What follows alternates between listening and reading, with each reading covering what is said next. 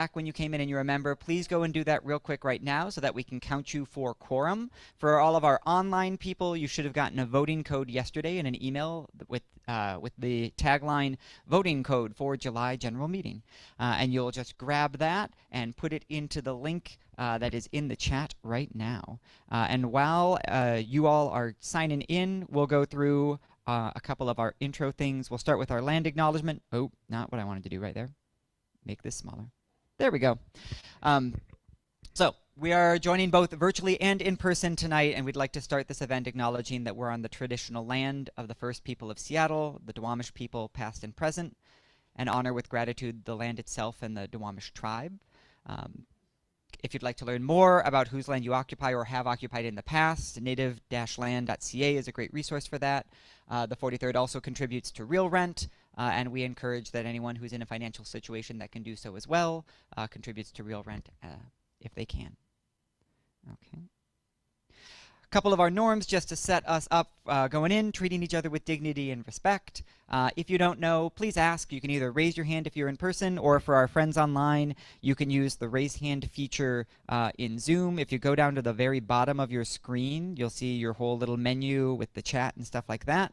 And one of them should look like a little hand that you can use that'll raise your hand up. Oop, didn't want to do that. Step up, step back. So just be aware of how much space you are taking in conversations, especially if we're going back and forth. Remember that everyone here is a volunteer. This is an all volunteer-driven organization, and that together we share the responsibility for staying on time. I love that our LD has a reputation for being generally on time. I say that and then it's always like 5 minutes over, but still, that's a lot better than some other LDs. General operations, if you'd ever like to seek the floor at any time this evening, in-person people, raise your hand. Online people, use that raise hand feature. Whenever an item on the agenda is going to be voted on, please know that the chat is going to be shut down.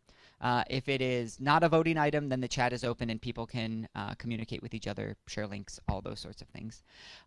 If you did not find your voting code for all of our online people, please send an email to tally@43rddemocrats.org and then give Liam a little bit of patience because he's both managing the tech in the room right now and trying to help you all with voting codes. So can we just give a round, as always, for Liam for making everything happen?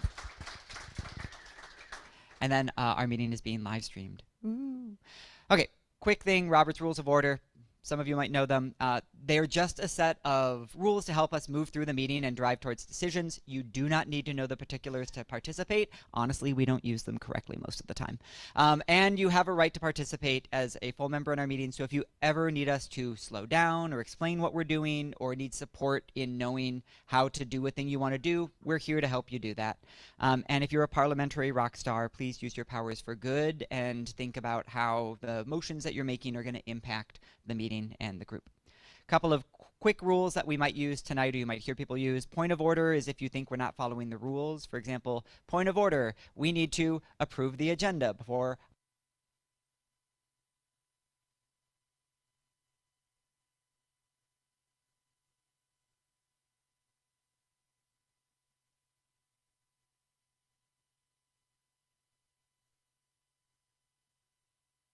We're doing a quick.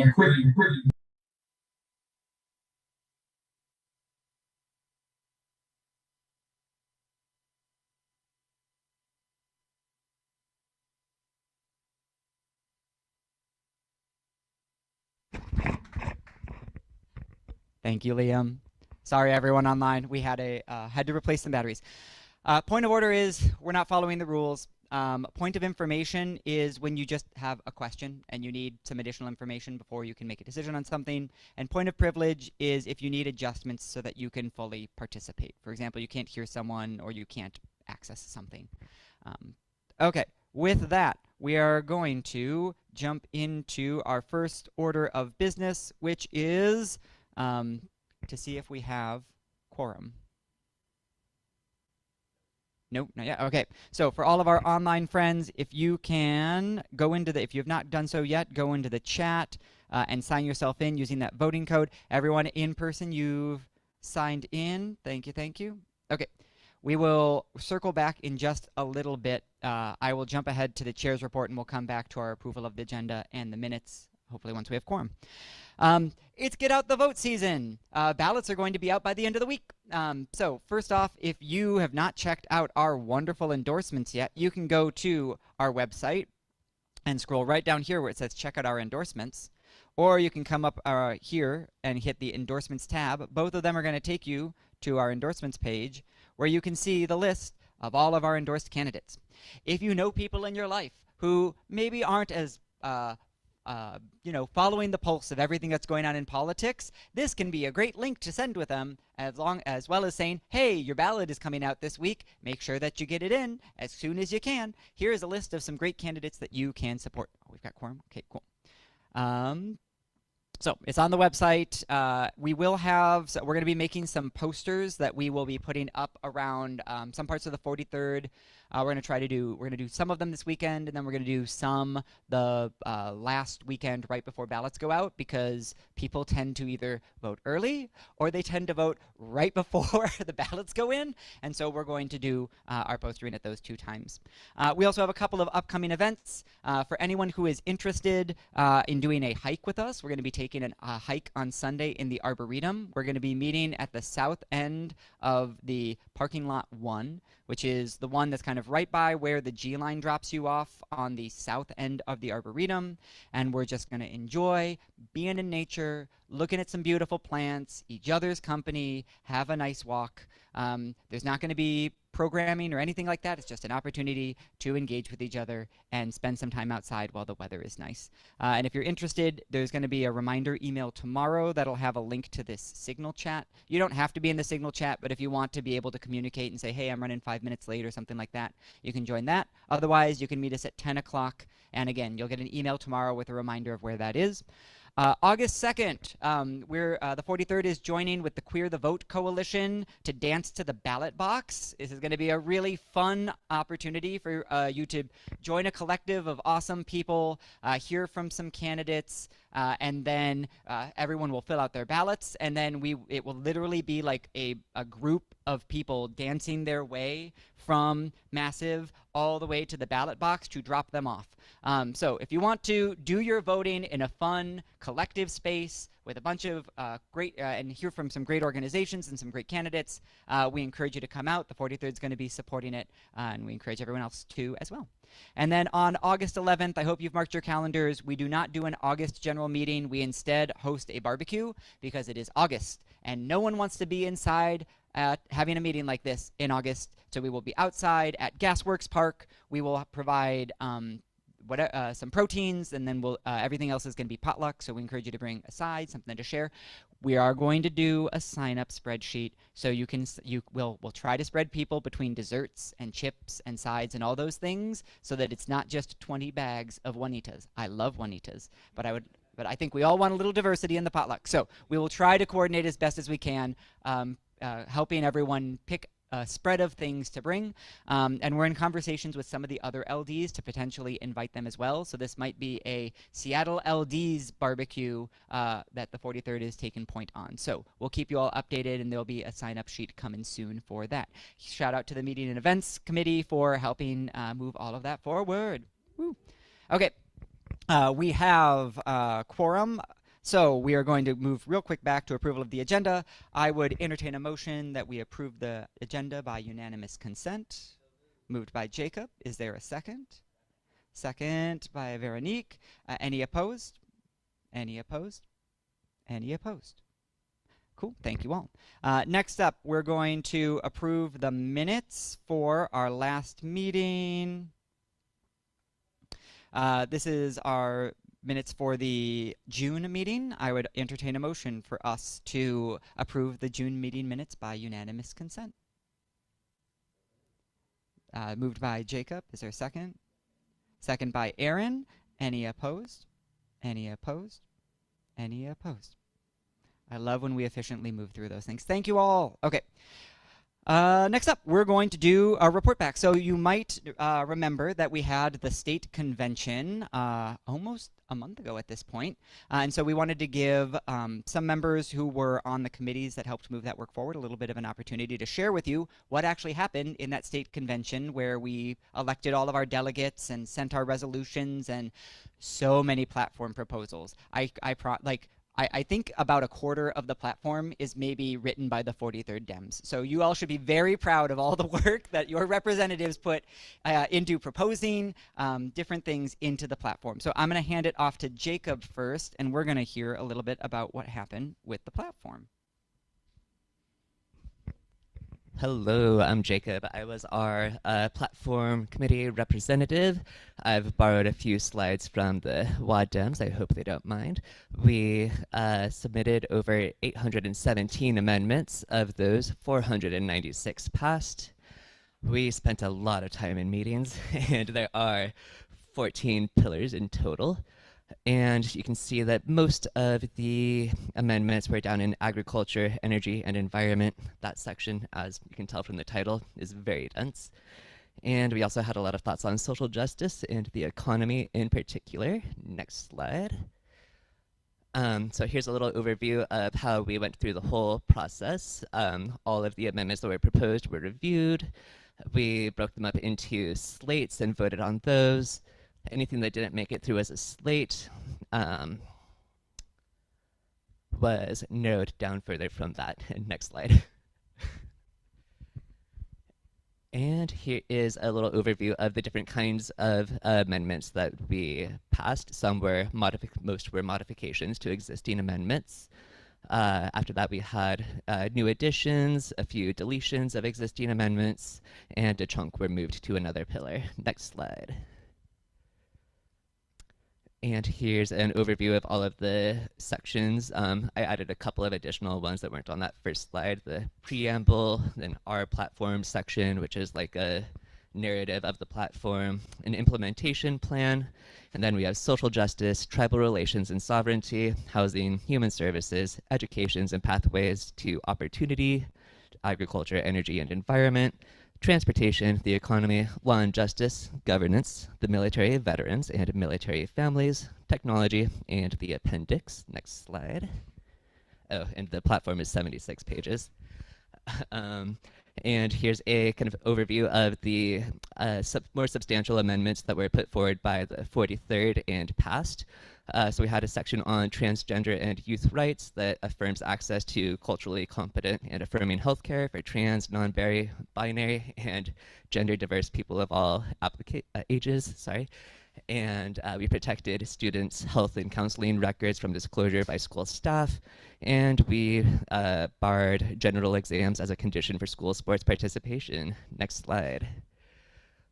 Boy, did we have a lot of thoughts on artificial intelligence, and they are peppered all throughout the platform. So I'm going to try to be brief here. In the preamble, we tied our AI policy to our history of progressive labor practices. And as far as worker protections go, we wanted to ensure that workers get a right to trigger bargaining before AI deployment, affecting hiring, pay, scheduling, or termination, banning purely automated firing and disciplinary decisions without human review, bans on using AI to suppress wages or undermine bargaining. And we also introduced some consumer and civil AI protections, like mandatory disclosure when interacting with AI in high impact settings like healthcare, lending, employment, bans on high impact decisions made solely by AI. And I'll skip down a little bit. Let's see. We also, actually, I think I'm just going to skip the rest of that. Next slide. And across energy, industrial development, and land use, we ended tax incentives for large energy users like data centers unless they meet renewable energy, ecosystem, and reporting standards. And we banned NDAs between private developers and government agencies on permits, water rights, and energy projects. And one of our amendments got tweaked a little bit in the like pass as amended process. So we had a section that taxes vacant corporate owned residence and commercial property, escalating every 6 months, and the change there is that corporate owned got inserted. And next slide. And we had a massive section on Palestinian rights that I was really proud to help us push through. Thanks to Dawood for helping put this together. It is a comprehensive foreign policy plink covering self-determination and equal rights, ending the occupation, settlement expansion, and resource control, civilian protections under international humanitarian law, freedom of movement, ceasefire adherence, humanitarian access, infrastructure restoration, press freedom in Gaza, Palestinian-led reconstruction with the international financial support, and a general affirmation of dignity and safety for Gazans. And I think that's the end of it. Thank you.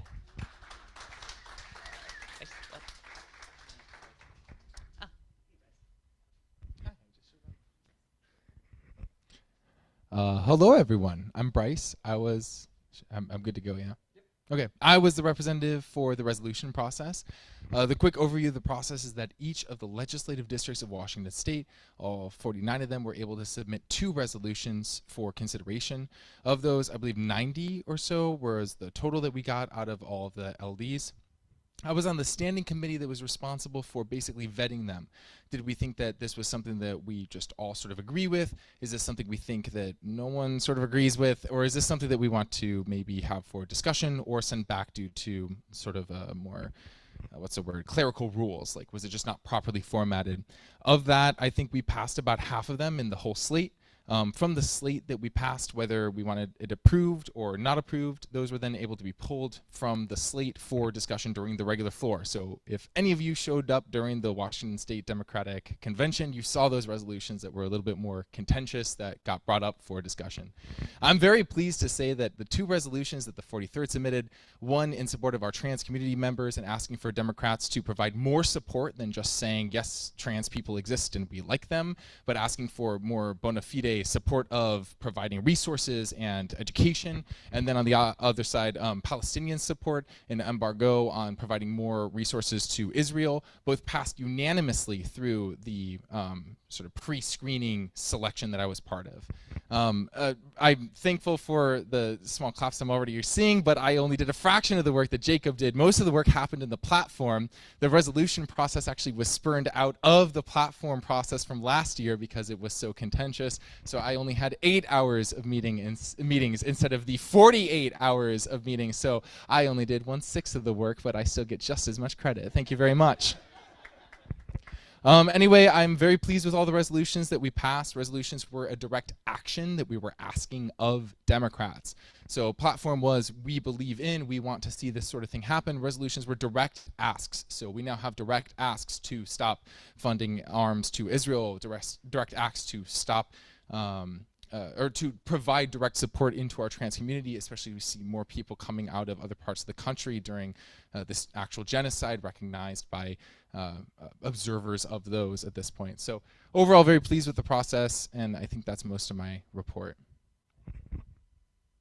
Awesome, thank you. And as Frederic is noting in the notes, we also forwarded a 3rd resolution about universal child care to another LD that was sometimes if multiple LDs sent the same type of resolution, they would get merged into one resolution, and then an LD would be like, oh, I've got an extra space. And so Frederic had worked hard on a universal childcare one. They picked it up, and that also got passed. So we got 3 resolutions passed. Thank you again to everyone who was involved in the process, from all of you for voting in our representatives, to all of our delegates who were either hanging out at the library, doing a watch party, all the way in Spokane, having our own party, or just doing it from home. It took a lot of work, and it was many meetings, both for our reps who were doing stuff on the state level side, but also even just for all of our delegates getting together and thinking through what are the platform amendments that we want to put forward, the resolutions, because all of those had to get voted on. And so it was a lot of work, but it was also really helpful for us as an LD to come together and think through some of these questions and where we stand on them. And this information is hopefully going to segue into some updates to our LD platform, which I know the Policy and Advocacy Committee is going to be starting to work on in an iterative fashion going forward. Okay. Next up is whatever the agenda says it is. Library. Okay, so we are going to hear from the library levy. Excellent. And I've got your slides ready.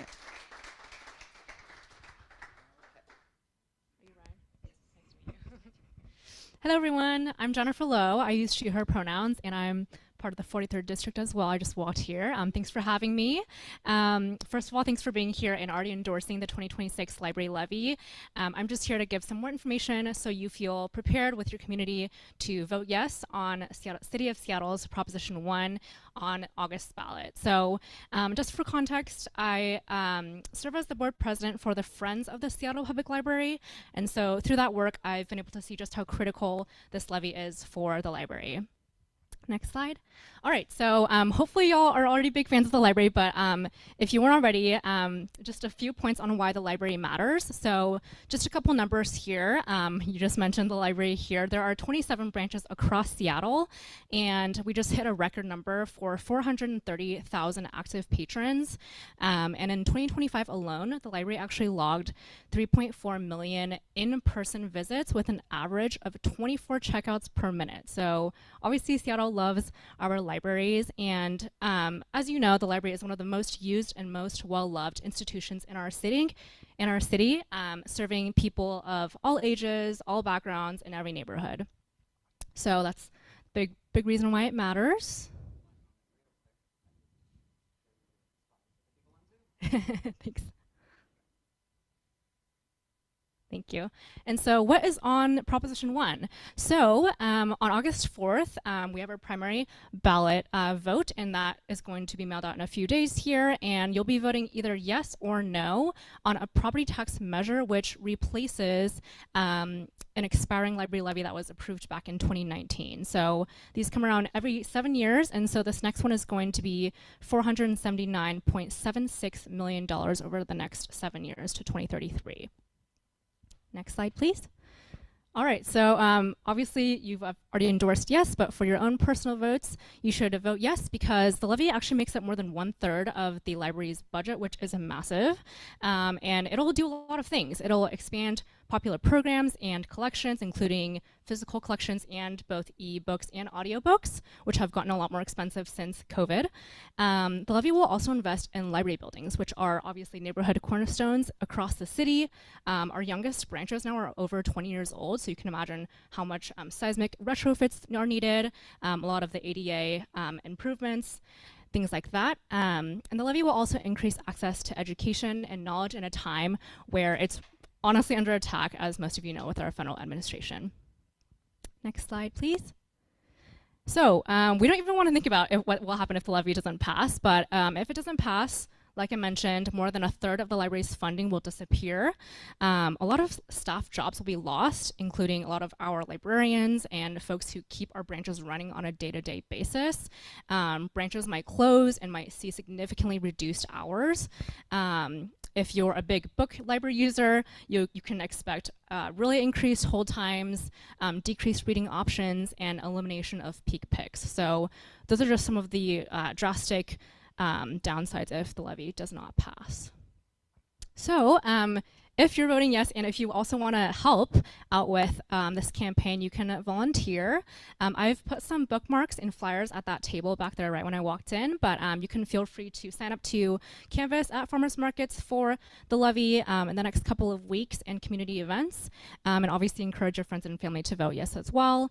Our campaign manager's emails right there as well, Jonica at yesseattlelibraries.org.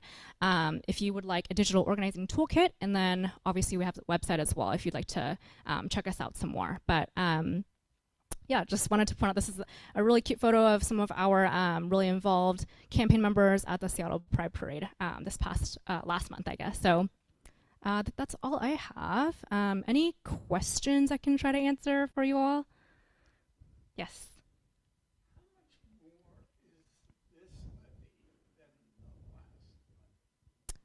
For each taxpayer? Oh yeah, so back in 2019, which was approved, that was 219 million. And so even though this one is going to be 479.76 million, it looks like, you know, it's obviously by the numbers, it looks like it's more than doubled.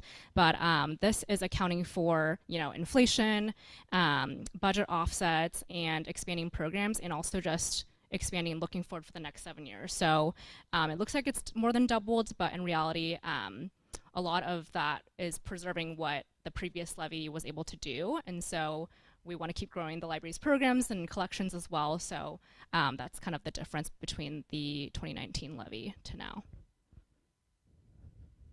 Any other questions?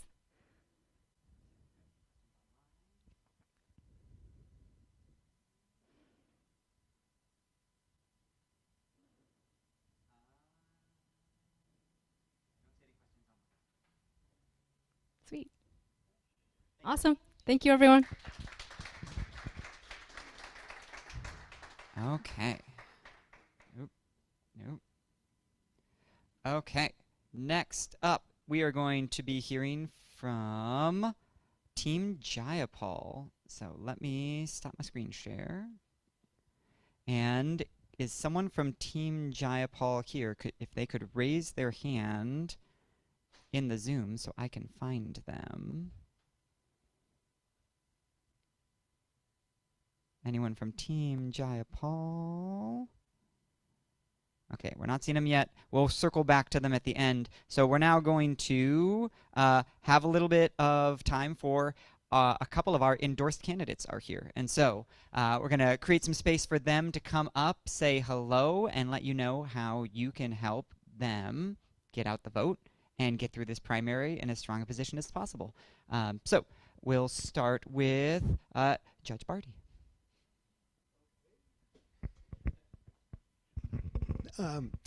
Thank you for having me here today. And I should also say I wasn't prepared to give a speech today, so I'll do my best to get through this. Oh, sure. Happy to. So the first thing I'd like to say is I'm honored to have the endorsement of the 43rd and just so happy to have received it and humbled to. This is, I lived here for so long, and this area has been such a big part of my life and upbringing. I lived on Capitol Hill for years and years. I delivered pizza up here. I went to law school on Capitol Hill. So it feels really great to have been endorsed. So this is my first campaign. I'm still learning the ropes. And so as far as my ask to all of you, you may have a better idea of how you can help me than I know to ask of you. But your support is just really important to me, and I appreciate it very much, and look forward to serving this community. It's been I was recently appointed in January by the King County Council, and I think that's maybe the single greatest honor I think I've had in my life, to be able to serve the West District of King County as a judge, and it's been a really amazing ride so far, and I'm just really looking forward to be able to continue the work that I've been doing and serving the community. So any support that you can offer would be greatly appreciated, and I would also love to, if anybody has questions, because I think it's hard for people to really know what makes a good judge, what makes a bad judge, which judge they should vote for when looking at the voter pamphlets. And so I think I have pretty strong ideas on that, so I'd love to talk to people, but I also tend to do better talking to people individually than I do presenting to a big crowd. So I would love to chat with anybody who, I'll take questions. What makes a good judge and what makes a bad judge? How do I choose the judge pathway? Okay, that's a great question.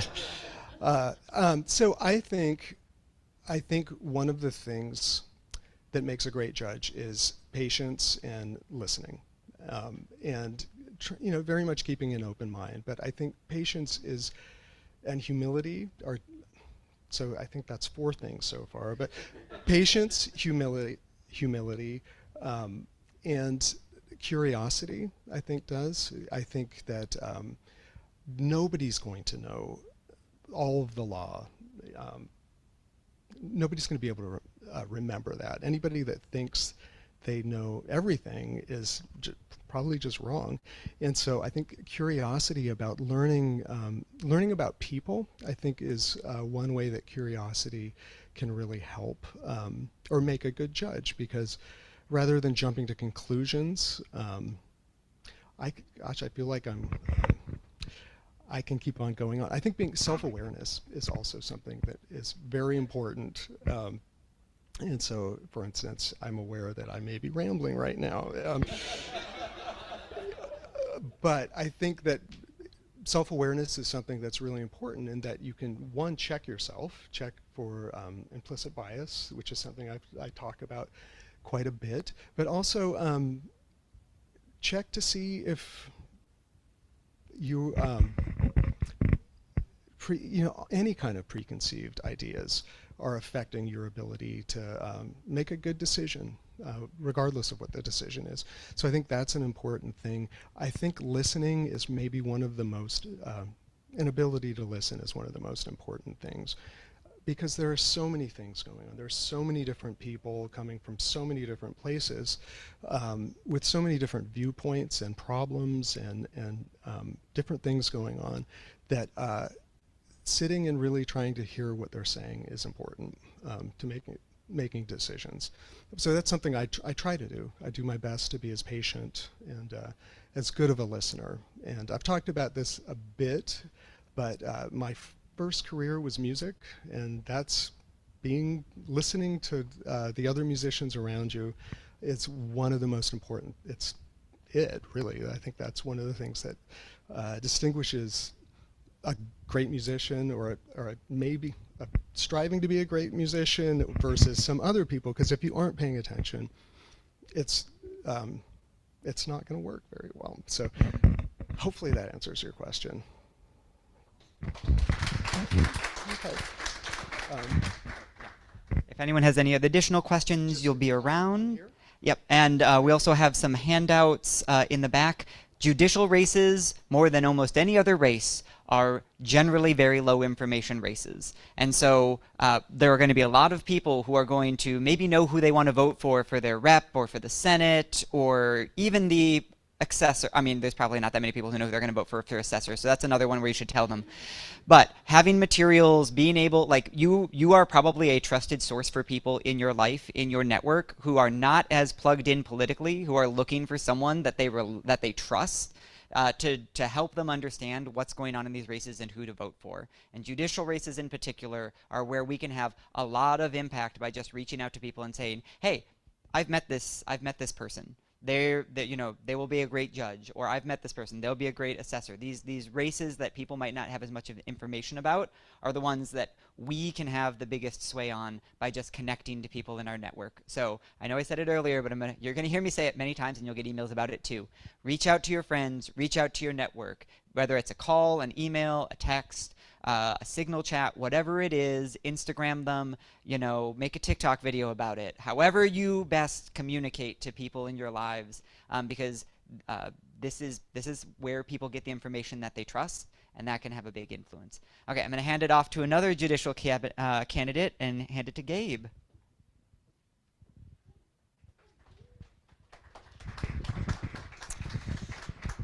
Thanks. I also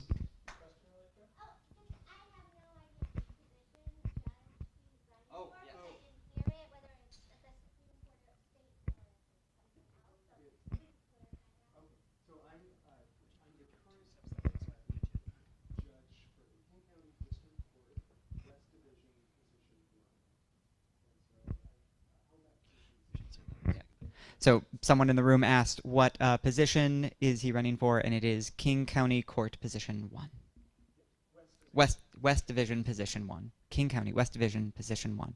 Gabe, what are you running for? I'm Seattle Municipal Court Position number 5. In Seattle Municipal Court, there is only one contested race, and that's the one I'm in, wonderful. There were 3 people in our race, and now there's only 2. As far as I can tell, we will still have a primary because the third person who dropped out, their name is still on the ballot. So I didn't know I was going to be speaking, so I'm just going to kind of ramble some stuff off my phone. First of all, Judge Martin and I coordinated that I would dress down as much as possible, and he would dress up as much, so you could see the range that we can get in here. And Judge Martin, I absolutely listen to your band quite a lot. So I live here in the 43rd. I live on Capitol Hill. I usually identify places by the local weed shop. I'm right by the Reef, where Olive meets Denny. So if folks know where that is. I'm happy to answer any questions. My website is gabeforjudge.com. Folks, I'd say for my race, you can, if you want, a lot of us read The Stranger. The Stranger gave me a very good endorsement. I think it's a really good insight as to who I am. My friend, I mean, The Stranger's going to make fun of you a little bit, and I'm okay with that. My friends read it and were like, Gabe, that's you. That is definitely you. So I guess I'm pretty proud of that. I brought window signs. And if you're thinking, well, why didn't you bring yard signs? Well, because a lot of us here in the 43rd live in buildings. I live in a building. I don't have a yard. But I do have is windows. So folks, I would love it if you would want to grab a window sign. They're on the table back there. Please take one as you leave. And again, I'm happy to answer questions. My court is just Seattle Municipal Court, so it's all of Seattle, but it's right downtown in Seattle. So thanks, Ryan. Ooh. Okay. And I don't believe we have any. Oh, wait, Hannah. I was like, sorry. I think of you as a board member and not a candidate sometimes. So fair. Thank you so much. Mine comes with a little show and tell we'll get to in a second. Hi, thank you for the space to talk, and also because I really wanted to say after our endorsement meeting last month, just a very sincere thank you. My name is Hannah. I'm running for state senate here in the 43rd district. I am incredibly honored and humbled to have your support because we are running a campaign that's about challenging a status quo that hasn't worked for us. I jumped into this race because I fully believe in Washington's potential to be the best place in the country for us to build our lives if it's affordable. And I think that politics as usual hasn't made that affordable future possible, but a new generation of leadership and the type of organizing that the 43rd District Democrats embody can. So I am really excited to say that our campaign is going to be door knocking every single weekday from 5:30 to 8, and then every single weekend from 11 to 2 and 4 to 7 in different parts of our district. All of that is available on our website at hannahforwashington.com/events. Part of why I am doing show and tell is just to show you that I left these handouts on the table in the back. This is also our walklet, so this is what we door knock with and leave at our neighbors' porches. And it contains the information to not only our website, but also our social media handles for different places to follow along and to volunteer if you so choose. I would love that. I also want to uplift that we are going to be phone banking and text banking and street canvassing. Those are a little bit more ad hoc, so some of them are on our calendar, on our events page, like I said before, at hannahforwashington.com. Some will be getting scheduled in the next couple of weeks. Particularly important to me is I brought my business cards, so my number and my email is available here. I very sincerely would love to answer your questions, whether it's I can give you a phone call or if you'd like an email. I would be very happy to talk to you about different, well, whatever questions you may have, or to dig into different aspects of our policy platform. One of which is making our city and our state more walkable and bikeable. So I also have stickers that have our campaign slogan on your left on them, because at the end of the day, what we are running on is making Washington more affordable by building more housing to bring down rent and put homeownership within reach, by fighting for setting Washington on a path to universal childcare, and by investing in that safety net by structurally reforming a tax code that asks so much more of you and me than the biggest and wealthiest corporations in our state. I'm really excited for that reform, and I'm really excited to keep uplifting the platform and priorities of the 43rd District Democrats. So really, really grateful again for your support and the opportunity to organize alongside you. Any questions I can take right now? Yes, please. So I'm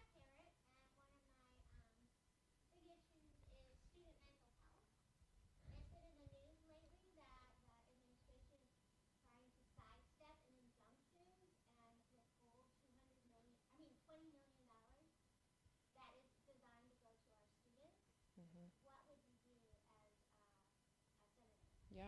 Well, one of the reasons I jumped into this race was not only the chronic underfunding of our K-12 schools, but also particularly mental and behavioral health care for youth.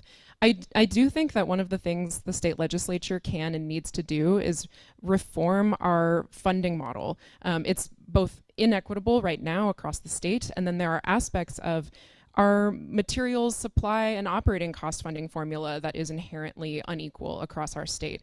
We know that the $1 billion that special education requires has been treated like a luxury line item instead of being fully invested in. I think over the course of the last 20 years, the fact that the state legislature had to get sued in order to meet its constitutional obligation and is still falling short is not good enough. And so among the things that I think the state legislature is responsible for is tackling the unwillingness to invest in or to fight for and get progressive revenue tools to the governor's desk that would help with some of the funding gaps that our schools are currently facing. One particularly interesting example of a recent success when it comes to reforming funding formulas has weirdly enough been Mississippi. The Seattle Times reported on this recently that Mississippi has actually gone from being one of the worst states in the country in terms of educational outcomes and mental health outcomes for youth, and has started to really transform outcomes for students by revisiting the funding formula that I was referencing earlier, and by revisiting or reforming the reliance on standardized test scores, something that is both tied to student outcomes and also student behavioral health resourcing. So I think between those two things and then the deep need for better investing in our school-related personnel, which includes counselors, the people who resource our students and meet our students' needs there. Those are things that the state legislature needs to address and that I'm really excited to fight for. But I'd also really welcome your thoughts or ideas if you want to connect over email or phone. Yeah, absolutely. Oh, totally. And if anyone has any additional questions, go to her website, pick up her card, reach out, connect. I wish we had more time, but my job is always to get us through the agenda. So next up, we are going to have a quick PCO shout out. So I'm going to hand it over to David online. I saw him earlier. David, if you could raise your hand, and then we can pin you. Where'd it go? I see him right there. Okay. I'm here. Okay. Off to you, David. Okay, so it is just about time to get out the vote for the primaries.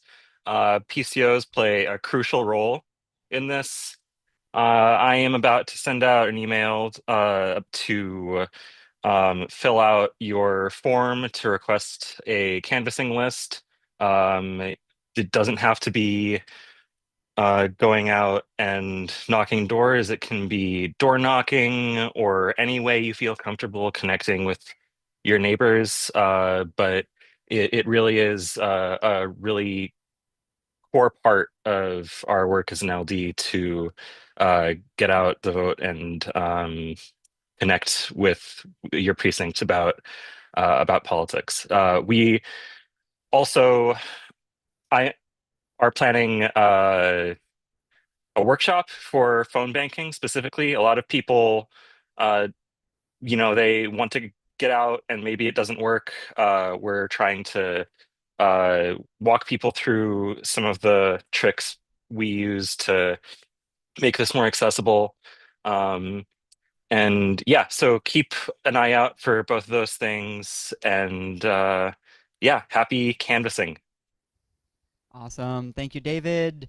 And as a reminder, PCO is our precincts committees officer. These are the nodes to all of our neighborhoods. And so even if you're not a PCO, if you see, if you would like, you'll see a link in every weekly email for a canvassing list. If you want to go knock doors in your neighborhood and try out what it's like, feel free to sign up. We'll help you out with that. You can also do, as David said, you can text bank people. You can give them a call. Some people actually answer their phones with unknown numbers. It's crazy. Or you can just post yourself up outside of a grocery store or go to the farmer's market. There's a lot of ways to engage with people that aren't necessarily knocking on the doors, and especially in the 43rd, where we are such a renter-heavy district, finding creative ways to engage with our community is what we're all about. And then, as we said earlier, use your networks, email people, message them. You have a whole connection to a bunch of people in this city that are looking for someone to help them understand what's going on in these elections. So leverage that. Okay. Our next item up is going to be a brief presentation on public bonding, which I am excited to bring. I know we've had, and this is going to be building a little bit on, we had a presentation, I think it was 2 months ago, about public banking. And so we're going to continue to expand some different new and creative ideas and make sure that we all learn a little bit about them as we go. So I think I saw our presenter on earlier. Oh, perfect. Thank you, Tyler. See, someone knew what was going on. There we go. Get you pinned. And then, Tyler, do you have a presentation? Should we give you screen sharing? No. I can just communicate what the idea is. Perfect. So yeah, I'm Tyler Suxawat. I am with the Money on the Left Collective. I'm also on the UFCW 3000 Political Action Advisory Committee as well. And I'm here to present the Seattle Loop.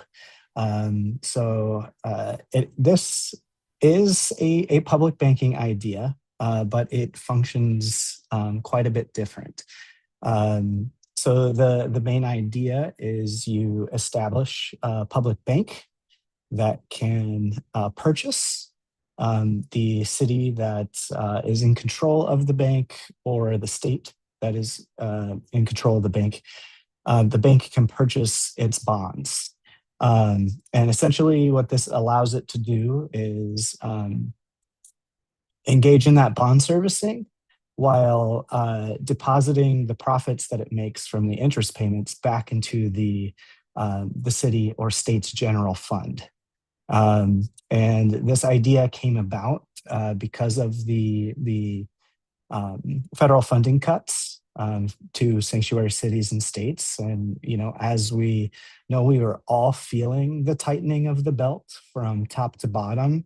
It seems to be a lot of cuts-only budgets, balanced budget talks across the United States, from every municipality to every state, and this affects every firm and household across the country. So this became an idea, to think about what can we do, how can we kind of stop these extractive leaks in which we're paying private finance to finance public goods, and how much of our democratic life do we want to be decided by private financiers. So when we think about interest payments and total service through bonds in Seattle alone, we're looking at about $210 million annually in interest payments. So the nature of the thing is we establish this public bank that is able to become a depository. The depository nature of the public bank is the important function. That way it ensures that all the tax revenues, tax payments, utility payments, all that public deposit activity coming in actually strengthens the public bank and its ability to further purchase bonds from the issuing municipality, or if it's in the case of the state of Washington, can actually purchase the state's bonds, city's bonds, utility bonds, you name it. We could finance a whole host of things. As far as logical reasons why we would do this, we're already AAA rated on our bonds. Seattle's utility bonds, we also have AA rated utility bonds. And so we could make the case that the safe investment that we're able to provide for private capital, we can also provide for ourselves in our public bank. The loop in itself is also not just an accounting gimmick. It is also Um, it is also a thing that points a public bank as being the linchpin to creating the just and equitable future um, and environmentally friendly future that we all want to see. So the things that we finance with the bank in turn strengthen the bank itself.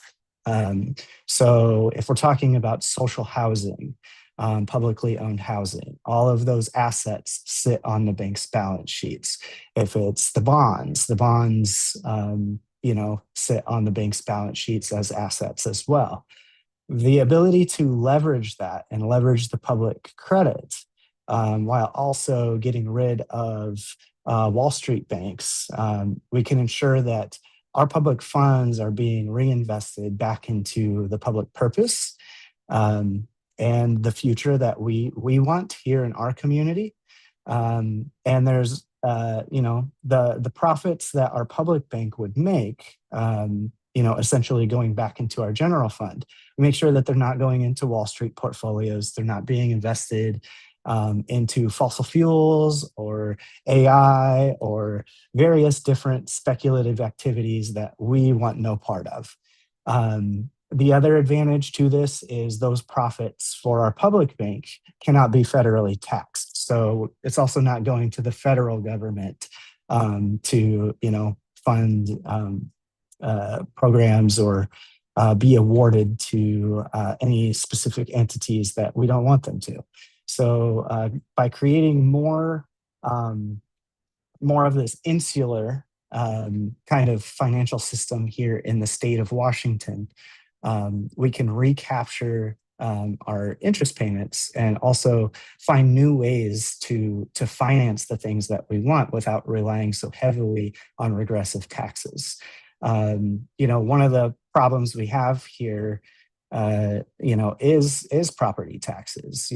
There actually are people, in our city and in our state that might have progressive tax voting priorities, but their pocketbook gets in the way. So they have to face these decisions of, well, I may have purchased my home for, $100,000. It's no fault of mine that it's, the market drove the price of my home up to 2 million on the market, right? So then, they have property tax increases. They might be on fixed incomes, things like that. We don't want people to have to fight, have these internal battles of whether or not their pocketbook is more important than a library, right? So when we think about things we can do to kind of revolutionize and change the public finance structure in not just Washington, not just in Seattle, but in the United States of America, we're also talking about a financial system that might also tip the scales of what sovereignty means in the United States. So, taking away some of the gusto of the fiscal on impact on our lives. So, when federal funding gets cut, we can activate our public banking system to expand its credit making capacity, to stabilize things for us. So whether it be public jobs or creating pension programs or even having a state funded or local funded healthcare system. Self-funding universities, et cetera, et cetera. These things become possible through public banking. And there's also, two reasons we might want to do this. One being the doomsday angle. Two being that if we do end up flipping everything around, we can already have a financial system in place that's already building the infrastructure that when the federal government is able to get its ducks in a row, we already have the special purpose vehicles in place to mobilize those resources. That way we're not playing catch up. We can just do it. So in the time that I've spent organizing around this, like we have interest of members of city council There is interest from the mayor's office. There's interest from legislators, from candidates. People are curious about the Seattle Loop and what it is. They're conscious, becoming more conscious of what it is. We're trying to get people to be more loop committed, and understanding, kind of what that entails, as far as actually turning this thing into a movement to create a public bank, and not just a public bank that does the financial work, but also that it empowers these other initiatives like housing, jobs, environment, all the things that we want. And we need financing to do these things. So I think that this is an incredible opportunity to actually, revolutionize public finance in general. Now,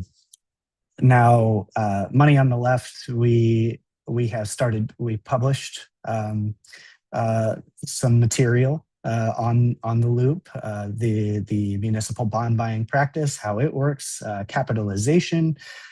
We've gone over reserve requirements, of starting a public bank. We're also in partnership with Washingtonians for Public Banking, and the Public Banking Institute as well. And we're starting to get interest from people across the United States as well. So we've got people that are reaching out to us from Maine, people from California, Central California. We're working with a group right now that's much farther along in the public banking fight. But this concept of the municipal bond buying bank is quite new to them as well. So we've launched an adjacent podcast to kind of follow the project as it progresses. And this week we should air an episode that has an interview with Senator Bob Hasagawa, who, as you all know, if you didn't know, he is the public banking guy in the state Senate. He's been fighting for a public bank since about the 2008 financial crash in various capacities. He finally was able to get it passed as like a small concession through the state budget, that they established a public bank work group. And what's cool about this work group is it is not a feasibility study. It is an actual, they're trying to actually figure out a path forward to establish a state bank. So that's really cool. One of the things that I thought was interesting in our time with him was that in his years fighting for this, and in as little time as I've been organizing around this concept, people always say you should talk to Hasagawa about this. Well, I have, but Hasagawa has never had any municipal leadership across the state ever reach out to support him in his fight for a public bank, nor has he had any municipal leadership across the state kind of reach out to say, how can we do this? So I think that's kind of an interesting way we could look at it to kind of change what we're, how we fight for this thing, is to, go at it from a multi-tiered structure. Anybody have any questions about how this might work? Or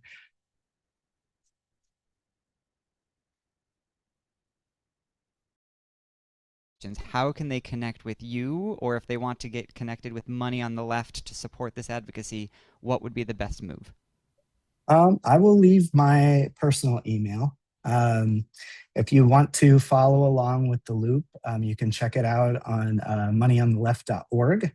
I'll also leave some links to our municipal finance page and for the podcast as well.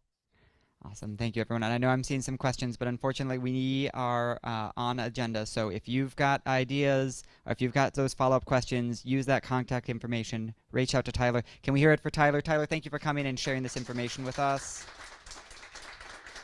Thank you. Okay. I know I wanted to dig in more, but we have a PCO election, or I'm sorry, not PCO. Well, it is a PCO election. We have a quick election that we need to do for a position, and so I want to make sure that we've got time for that and our two initiatives, and also wrapping up before we have our tour. Packed agenda for July. So next up, we are going to be voting in a Casey alternate election. So a couple of things about this. Number one, if you don't know, the 43rd Dems is one of the multiple Democratic groups that are a part of the King County Democrats, which is an organization of all the different Democratic groups in King County. We have 2 elected positions to that space and 2 alternate positions, and those alternate positions step in when the primary people are unavailable.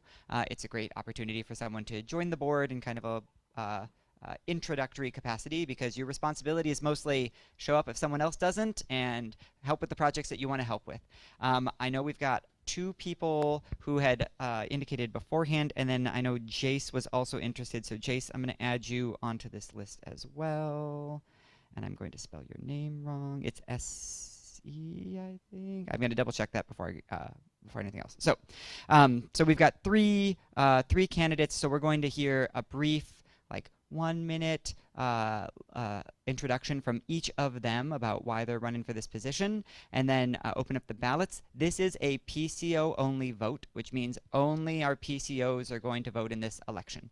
So if you are a PCO online, we will drop the link in there. If you are a PCO here in person, then we have a QR code we're going to have you scan, and then you'll use that to put your vote in. So I know we've got our candidates kind of mixed across, so I'm just going to go in the order that I put them in here. Let me see if Raphael was able to join. I don't see them. Okay, so then we're going to go to Brett. Let's clap, because it takes a lot to put yourself out there like that. Thank you, Brett.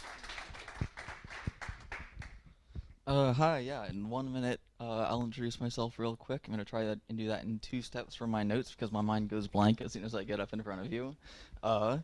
So I'm going to introduce myself as who I am and what I'm excited to do here. Who I am, first, I'm most relevantly a PCO. I'm ready for my first battle testing this year, and I have a history of phone banking, so I'm excited to get involved in that. I'm also a board director for a nonprofit which defends marriage equality in and out of court, and I know that growing the circle of human rights is one of the most important jobs of government. I want to include hunger, homelessness, and medical debt as 3 things that no longer cause human suffering. I am a gay, half-Jewish kid who grew up in Missouri. I got a taste there of what it's like to be judged for things you can't change, and I also learned that my current presentation grants me a lot of privileges, and I carry both of those lessons with me. I'm a details-oriented engineer. I have 4.5 years of experience at Google, but I'm currently transitioning back into the games industry, where I find a lot more fun in my passions. And that leads me into what I'm excited to do here. There are 3 things that the local government can do that are just clearly better for our health, for our long-term infrastructure, and for our wallets, and that is high-density housing, public transportation, and green energy. They're all just better. We should be building them all now, and I'm really excited to be digging into the details and how to make that happen. And that's all I have. Thank you. Thank you, Brett. Okay, next up, we're going to hear from Jace. Let me see. I can pin them. There we go. Am I being heard right now? We can hear you.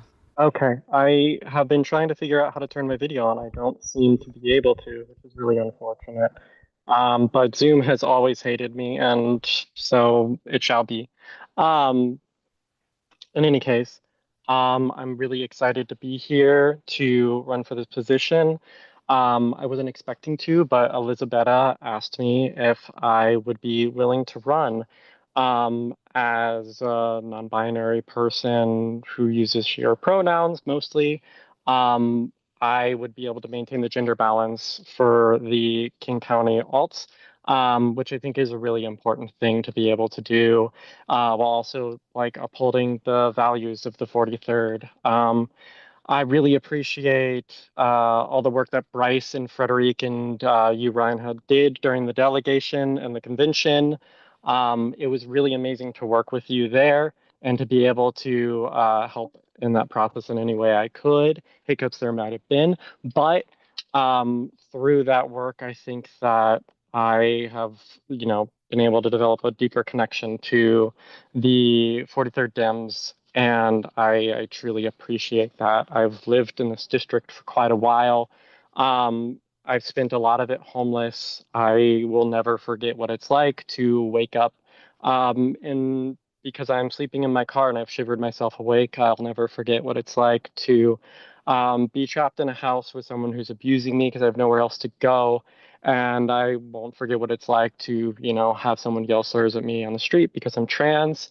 These are things that are impacting our district so much. And there's not a lot of people who are able to bring those voices up and into these types of positions, right? To be able to have the time to be able to do that. A lot of people can't even escape homelessness. So to be able to escape it and then be able to live somewhat comfortably and spend time organizing and volunteering and doing work to help those people lift them up behind me um, is incredible, and I'm really appreciative for any opportunity to be able to do so. So if I could ask for your vote, I would love to be able to serve you better in this position and do more to make this state and this district the best that it can be. Thank you. Awesome. Thank you, Jace. Okay, so this is as I said before, this is a PCO only vote. So in the chat, we're going to put the link to this ballot.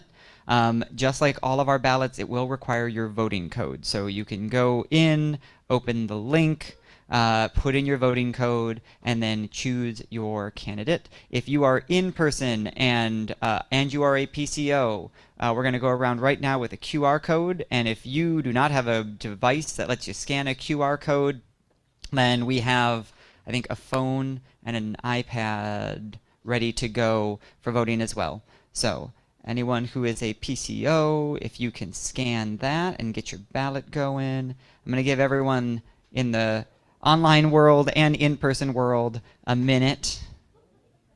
Make sure everyone gets those ballots open and then has the fun of going into the email to find the voting code.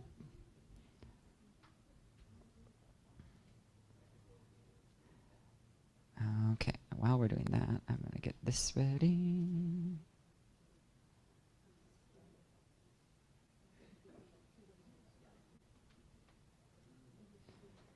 Nope, nope.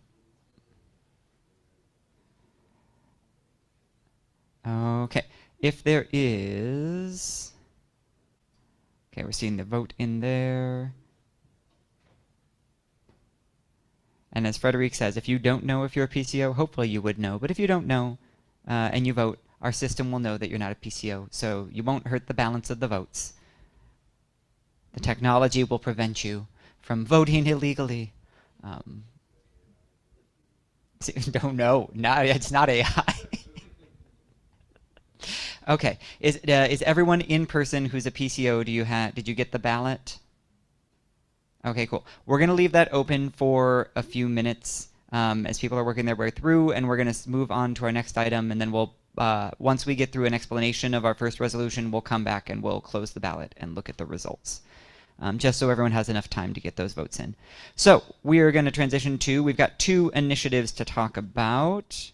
Let me do a screen share so that everyone can see this. I just threw it in the chat as well, and I believe we're going to pass it over to Ryan. Ryan, the first one up is the Sound Transit Resolution, so whenever you're ready, you can start walking us through what it does and what it says. Oh yeah. Hi everybody. I'm Ryan Talon. I use he, him pronouns. I'm not sure if I'm a PCO yet. I was recently elected, but also I don't know if that my term doesn't start until January, but regardless. So I am bringing this resolution to you. It's the Save Ballard Rail and ST3 projects resolution. I worked on this with a group of people, the group that's called Save Ballard Line. I worked on this resolution with them. Basically, what it's about is the situation going on with Sound Transit 3, basically the Sound Transit Board recently made the determination that they are going to indefinitely put off the line to Ballard, which was something that we voted on a few years ago in the SG3 package. But due to a number of issues, particularly money related, the board has decided to push push that project off indefinitely.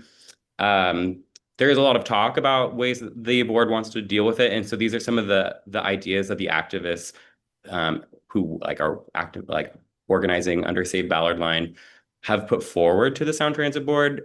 So just to go over a few of them, it's a lot of them have to do with financing, and I was really intrigued to hear Tyler talking about bonding in particular, just because basically money is an issue always to do the projects that we want to be working on. So basically what Save Ballard Line and I talked about was their proposal to the Sound Transit Board, which will require our legislatures to make a number of rule changes in order for these things to happen. So the first one that has had a lot of conversation is the 75-year bond. The state would have to approve the 75-year bond for that to be a thing in order to fund the Ballard Line. This resolution is just saying to our legislators, hey, we would like you to consider these things as a tool in order to make the Ballard Line happen. The other thing is raising Sound Transit's legal debt limit, expanding its tax increment financing, and then doing some permitting for them to find funds necessary for completing the line. Some other things that the organizers in Save Ballard Line proposed to the board were considering using cheaper construction options, implementing some international best construction practices, considering automating the lines. So creating lines that are run by computers essentially, rather than having to associate the cost of the drivers of the trains as a way to save costs so that these lines can be built, standardizing fire codes, considering elevating the line, because one of the big costs that is going into the production or the building of this line is digging a tunnel through Seattle, and that is quite expensive. So we're proposing to our legislators consider a raised line that is something that exists all over the world, something that would decrease the cost of the line. And lastly, basically just let's see, what do we talk about? Expediting planning so that they can get a plan out and figure out where there's cost-saving opportunities. Basically, this resolution just goes to a number of our elected leaders. It goes to our legislators. It goes to the Sound Transit Board, the King County Council, and says, these are things that we agree with. We would like you to look into them. We would like this line to happen as soon as possible. And these are some of the things that we think will work to make these things happen. Please consider them. So this is what this resolution does. I would be tickled pink if you all would vote for it. I would love for you all to vote for it. I think we all would like to see a city that is more connected, that has great public transportation, that allows us to get out to Ballard rather than sitting in our cars for half an hour. And I think we'd all like for the people of Ballard to be able to ride a train into the city so that they can, participate in the things happening downtown up here in Capitol Hill. So yeah, I'll stop there, but if you have any questions, I'm happy to answer. Yeah, so as a reminder for our resolution process, we'll have questions on the resolution. Then when everyone feels like they know what's going on with it. Okay. Then when everyone feels like they know what's going on with it, we will move to statements for and against, and then we can go through any amendments.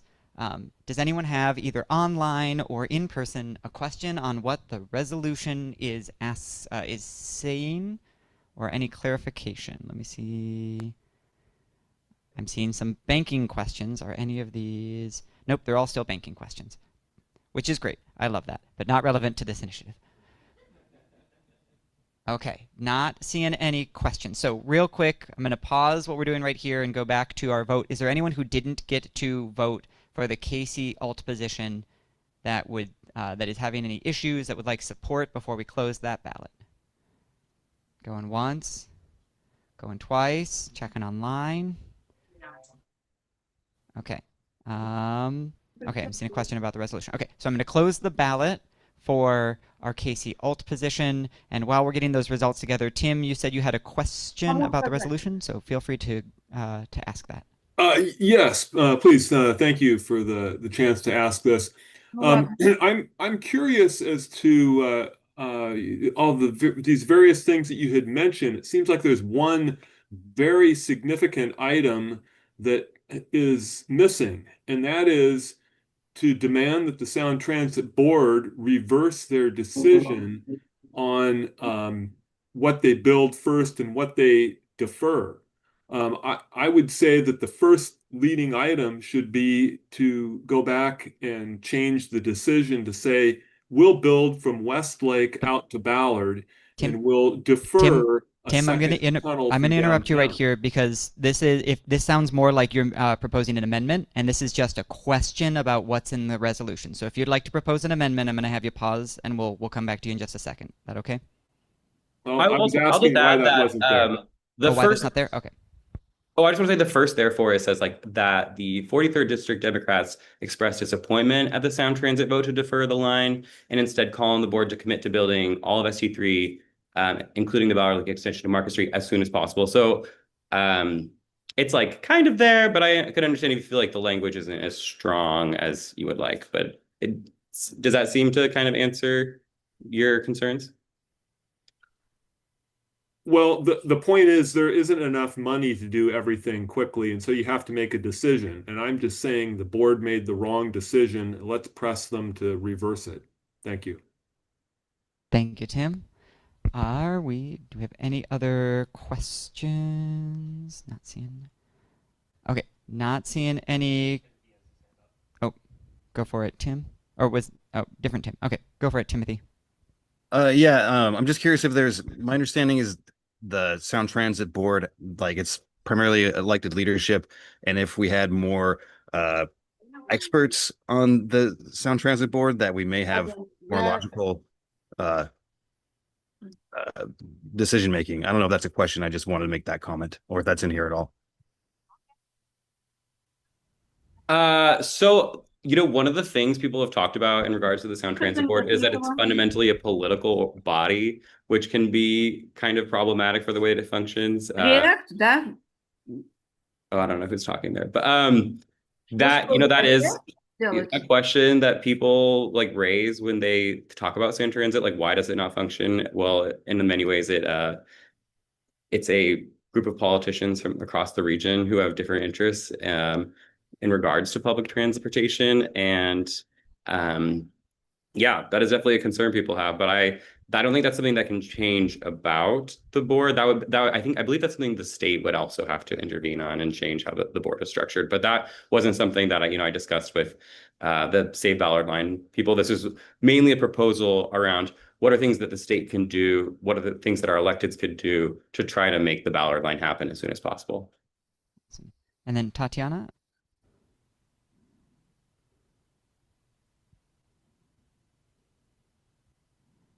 I think I can.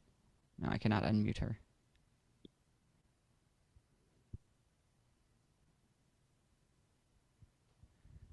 Tatiana, did you have a question? If you do, you are muted. I wasn't able to vote. Something went wrong. I would like to vote for Jace. Okay, we will incorporate that in. Thank you for letting us know, Tatiana. Okay, thank you. Yep. Okay. Any additional questions? Catherine says, does this resolution call for action to be taken unconditionally, or does it mean that attempts met to undo Washington State's districting process? Oh, Catherine, I think you're looking at the next resolution that we haven't gotten to yet about redistricting. Oh, okay. Cool. Okay, seeing no questions, I'm going to pause here and go to our results incorporating Tatiana's vote. Do we have results, Liam? Oh, let me give you the mic. For King County alternate, there are 5 votes for Brett, 9 votes for Jace, and 1 vote for Raphael. Jace has received 60% of valid votes cast. Awesome. Congratulations, Jace. And as we said at the last meeting, Raphael and Brett, we will find ways to get you incorporated in. We're not going to say no to anyone who wants to jump in and get involved. Okay, back to our resolution. So we're now going to move to statements for and against, which is also when it would get opened up for resolutions. So the first thing for amendments. So the first thing I'm going to do is I'm going to ask if there is anyone who wants to speak against the resolution. Is there anyone who'd like to speak against the resolution? Going once, going twice. Okay, so if there's no one speaking against the resolution, then we bypass statements for and against. Bryce, you said you had you wanted to propose an amendment. Yes, and after going through 90 of these, I know how painful amendments on the floor are, so I am so sorry. But my quick amendment is on the second, therefore be it resolved. We have all of these listed things that the 43rd Democrats or our state legislatures and other local elected officials who work with the Sound Transit Board to explore the viability of utilizing financial tools like 75-year bonds, raising Sound Transit's legal debt limit, expanding tax increment financing, and I would like to add another, which is and direct state funding. That's my proposed amendment. Thank you for the clap. Oh, I hear a second. Thank you. Okay, there has been a proposed amendment to add direct state funding to the resolution. Okay, so quick rundown of how this can go, and we'll see what happens. At this point, we could take statements for and against, adding this wording in. But if no one wants to speak against it, we'll move immediately into a vote, and we can do that vote by unanimous consent if everyone thinks that this is okay. I don't say that because I want to pressure anyone in any way, but just want to name what can happen. So first up, is there anyone who wants to speak against adding direct state funding into the list of options in this as amended right here on the resolution? Going once? You're going to speak against it. Okay. Right? Yep. Got it. Yep. Okay, so I think it's a good idea in principle, but you don't have the votes, so I don't know if you want to add it. They just don't exist in the state. Okay, and Bryce gets to speak for. Man, I heard a lot of I think it's a good idea in principle over the last 90 resolutions. No offense. If you look south of the airport right now, there's a highway under construction. It's currently bulldozing a bunch of mobile homes. I'm like, if you think that the era of freeway building is over, it's not. They're currently expanding state routes. Like if you look in Spokane, there's currently a highway under construction that's bulldozing a neighborhood of color right next to a college campus that students go to, and they're going to be inhaling toxic fumes from car-oriented development for the rest of eternity. I mean, it's preposterous that at this moment, Seattle has the most used light rail system in the country. We are a success story, and we have to fund this entire expansion through our own weird property tax-based. We have bonds on the valuation of every house that is in the entire taxing district. What is this? Why are we not just funding this thing that gives us incredible returns on our investments? The Cross-Lake connection is a absolute paragon of what we should be building in this country when infrastructure can be built properly, electrically, and forward-lookingly towards a future where we don't have to rely on automobilism in order to get around anymore. The state should be funding this, period. We can be doing it, and we should be doing it better. It should be cheaper. It should be faster. It should be permitted easier. There are so many more things we should be doing, but also the state should be funding it. Why are cars underwritten with massive tax subsidies, but this thing that provides us so much benefit is not? That's my question. Thank you, Bryce. And that's on me. I need to remind I need to time things too. Okay. Is there anyone? We'll take one more for and against if there's anyone else who would like to speak against. Going once. Going twice. Okay. Then we're going to move on to a vote. I would entertain a motion to approve this wording by unanimous consent. That doesn't mean that everyone agrees. It means we think that there's the votes in the room that we can just move on saying, okay, we think there's the votes in the room to approve it. If anyone would like to oppose that, we can do the full formal vote. But first, I entertain the motion. I cannot make the motion. Would someone like to make the motion? Okay, motioned. Is there a second? Second by Jacob. Any opposed? Any opposed? Checking online. Any opposed? Okay, so amended. Now we get to go back into the actual resolution itself. It's like nested dolls when you do these things. Okay, I would entertain a motion to approve this resolution as amended by unanimous consent. Moved by Jacob. Seconded by multiple people. Any opposed? Any opposed? Any opposed? Okay, the resolution passes.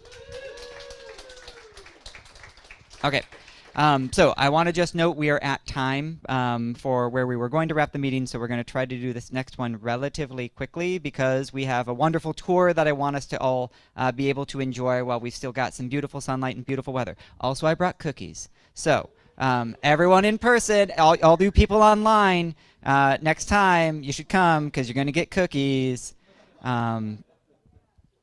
Okay. Oh, Tim, sorry, I just saw your statement. Tim, when you were saying let's vote on it, were you meaning the entire resolution?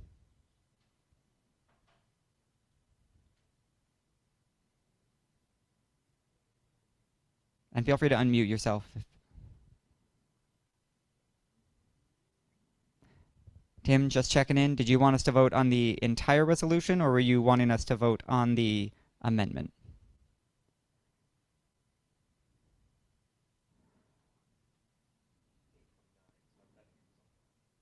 The entire resolution. Okay, we'll come back to this when we get an answer from Tim. Ryan, I'm gonna pass it over to you. Can you give us a quick rundown on this second resolution? Yeah, I am back again, everybody, with a resolution about gerrymandering the congressional districts of Washington State. Since we voted on this like similar resolution last time, things have only gotten worse. I don't know how many of you are all paying attention to the news, but the Supreme Court has decimated the Voting Rights Act at this point. The piece of legislation that many scholars argue is the beginning of democracy in our country. We face, as Democrats, a Republican Party that is bent on building an authoritarian society, and we must fight back and do things in like the state of Washington in order to preserve our democracy, like gerrymandering our districts, until such times as we can have a fair democracy, until such times we have enough Democrats in Congress who can pass legislation to ensure a democratic system in our congressional elections. But at this time, we face a party, the Republican Party, who is completely bent on taking that away from us. And so what this resolution does is ask our legislatures in the state if they are to end up with a supermajority after this coming November election to propose a constitutional amendment that would allow us to have a mid-decade redistricting in order to fundamentally protect our democracy across this country.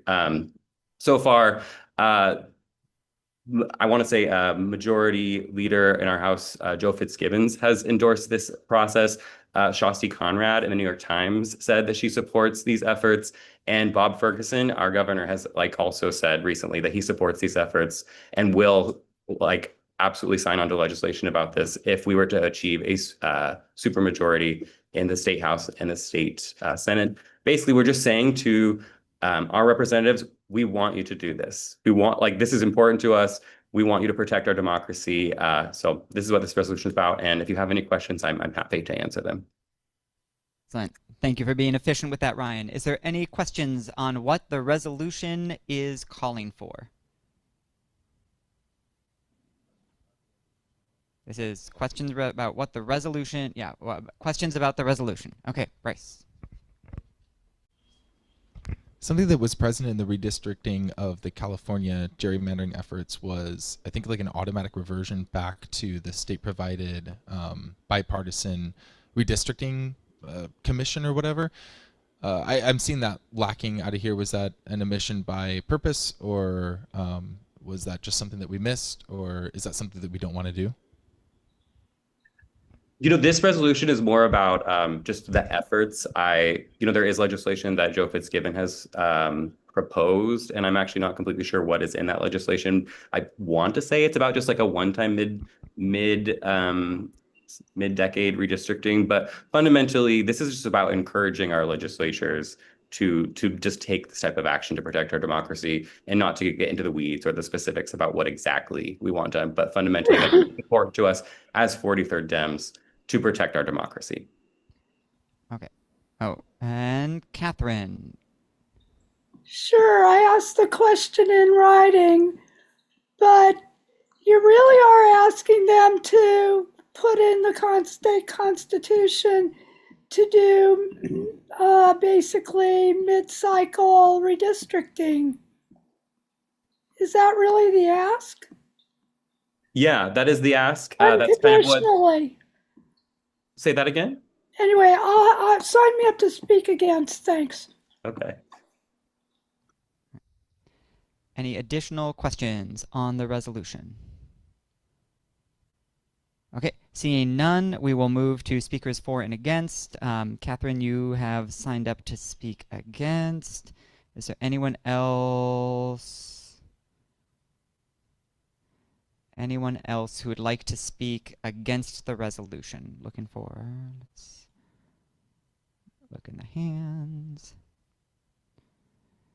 Okay, so we'll do one statement for and against. Catherine, if you'd like to go first and speak against, and then go for it. Hi, I really understand and appreciate the sensibility, the motivation behind this resolution, but I think this is very tactically flawed. The reason I'm saying that is because I've been involved in efforts to keep our vote in Washington State secure, starting with the fight against machine voting and maintaining paper ballots. I wonder how many people in the room or online participated in our last redistricting effort, and that, to me, including the lawsuit, which was important to fix Yakima, was a process that at this point I would look to better engagement, more along the lines of what Seattle did for those who are involved in Seattle districting, where we could actually make public comment with maps using a very easy to use mapping tool. So I think what we should do, if we did any constitutional amendment, it would be to hold any redistricting to a schedule linked to the national census after the final numbers are released, and we would be in position to promote the practices that we do in Washington State that have been hard fought for, and we have the majority. So right now, so let's lock it. If we need to, I know what goes on in a lot of the other states, and I'm saying we have one of the best systems, and I would rather stand on the good work and do better, including, passing measures out of the Voting Acts, right, directly in Washington State, for example. But this, I think, is a terrible tactic, so I'll stop there. Sorry. Awesome. Thank you, Catherine. And then, Ryan, would you like to speak for, since this is your resolution? Yeah, I'll talk. So, Catherine, I absolutely hear you. And I think that you're right in many ways that we have one of the best electoral systems in the country. We, as a state, have demonstrated a commitment to fair democracy through our independent redistricting commission, through so many things that we do, like with like making like voting, free for everybody by like paying for ballot or paying for postage. But fundamentally, across this country, the Republican Party is trying to basically make all the efforts that we do in this state meaningless and to strip us of our democracy so that it doesn't matter what happens here in Washington state. It won't matter how fair we do things. We have to fight back so that we can have a fair democracy across the country, not just in here in the state of Washington. And that's why this one-time this constitutional amendment to the state of Washington to allow us to do a redistricting to protect our national democracy is so vital to our democracy here in Washington state and just across the country. Awesome. Thank you, Ryan. Thank you both sides. Thank you both for your comments for and against. Okay, I did not see any other comments against, which means we will then move directly into. Sophie, did you want to speak for or against? Pro? Okay. So we only do statements if there's people on both sides. So I'll do one more call. Is there anyone else who would like to speak against the resolution? Going once. Going twice. Okay. Seeing no one else, we're going to move into the vote. So since there were statements for and against, we'll go and do an actual vote on this one. So we're going to drop the link into the chat for everyone online. Again, use that voting code and put the vote in. And then for all of our in-person people, we're going to pass around a QR code. Everyone who's a member gets to vote. It's a member-wide vote, not just a PCO vote. So we're going to take just a minute. We're going to get that chat. Ooh. Yes. Yes. Okay, and we've got the QR code. It's going to come up on the screen in just a second.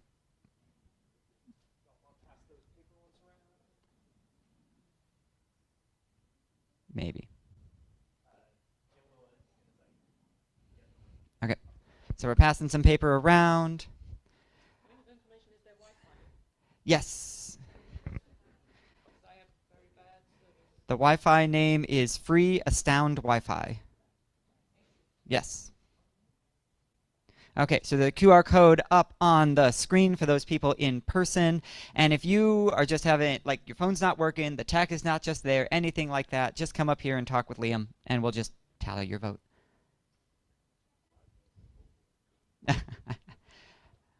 Okay. While people are getting these votes in, we're going to move on to good of the order, and then we'll come back and we'll close this out. Okay. Ben. Hi everyone, my name is Ben. I am a board member with Washingtonians for Public Banking. It sounded like people were really excited, especially online, about what Tyler was here talking about. So I wanted to invite everyone next Wednesday at 6 o'clock in Pioneer Square to hear from the chairman of the only public bank in the United States, Don Morgan, from the Bank of North Dakota. This is going to be put on with Seattle's own Tiffany McCoy from House Our Neighbors previously, and now with the Seattle social housing developer. It'll be a good time. Come find out what public banking actually looks like on the ground and how we are working to make this happen in Washington. Hope to see you all there. Thank you, Ben. Oh, yeah, another one? There'll be an Eventbrite link in the chat, and then if anybody wants it in the room, talk to me and I'll send it to you. Thank you, Ben. This Saturday is Pets Against Pet Rent. It's pets showing up. Some of them will be in outfits. There will be dogs. Maybe there'll be cats. They invited lizards and other reptiles as well. It's going to be a lot of fun, and it's an opportunity to learn more about the junk fee ban and to get engaged in it. It's from the Stay Housed, Stay Healthy Coalition, which we passed a resolution around, at the very beginning of this year to join in on. So come and have some fun, rallying energy to help push for these bans on junk fees for rental units. And there's handouts in the back for people to take with them. Veronique? Hi guys, I'm Veronique. I am a member of the 43rd, but professionally I'm also a field organizer for the Washington State Democratic coordinated campaign. That's a mouthful. I don't represent Seattle. I actually represent the 1st Congressional District, but my coworker Danny was sick. So since I was going to be here anyways, I figured I'd plug a couple things that are coming up with Dems in this area. In particular, this Saturday, we will be knocking doors in Capitol Hill near Volunteer Park. It's her events. And then I will be actually hosting an in-person training for anyone who wants to know more about hosting their own canvases, canvassing in their neighborhood. It's not a beginner, it's for beginners if they want to, but it's not a short training. It's a lot longer, and it's going to be this Sunday afternoon. It is in Bellevue. If I get enough interest from people in the city who want something here in Seattle, I can easily make that happen. But since I'm operating out of Bellevue, that was the first spot. But that's really great for people who want to know a lot. This one is specifically about door knocking. We will also do some about phone banking as well. And there's a lot of events on the Washington Democrats website, which I can happily link. And if you want to know more, feel free to reach out to me in person, and I will try and figure out how to get Danny's email address in the Zoom chat. Thanks, guys. And a link to that Saturday canvas is in the weekly email. So if you check your weekly email, it'll be under the ways to get involved section of the email. And you should also be able to find the other events that are being run in the area on that same webpage. Oh, okay. Anyone checking online? Okay. Yeah. Yes. So, for our in-person people, how many of you are going to join us for a wonderful tour of the AIDS Memorial Parkway? Thank you. Wonderful. Okay. Last chance right now for anyone who didn't get to vote. Did everyone in person who wanted to vote get an opportunity to vote on the gerrymandering resolution? Okay, seems good there. Anyone online who had any issues getting their vote in for the gerrymandering resolution? Going once? Going twice? Okay, I'm going to close the ballot on the gerrymandering resolution. Veronique's going in online so that they can share information in the chat. Okay. I'll hand the mic over to Liam. I don't want to get close to this because I'm worried I'm going to make it. Okay, it doesn't do it. I've got the knobs right. All right.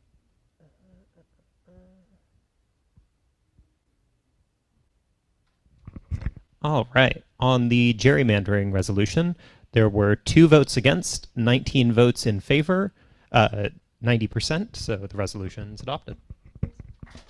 Thank you, Liam. And thank you, Ryan, for bringing these 2 resolutions to us. Okay. We just did good of the order, and we're a little behind schedule. So just another reminder, Sunday at the Arboretum, if you want to go for a hike with us, it will be a very chill pace. We adjusted it because we wanted it to be more accessible than trying to hike around Mount Si. So hopefully you can all join us, and you'll get a reminder email about that tomorrow. Mark your calendars for August 2nd for Dance Your Way to the Ballot with Queer the Vote. The 43rd will be there helping people get registered and then dancing with you on the way. And then August 11th for our summer barbecue at Gasworks Park. It's going to be a potluck, probably with the other LDs, so it should be a really fun opportunity. Put it in your calendars now. And with that, I will call the meeting to a close. Thank you all so much. And for our in-person people, if you could help us do quick stacks of 3 to 4 chairs, and then as soon as you're done with the chairs, we're going to rally all in the front and get ready for our wonderful tour. Actually, we're going to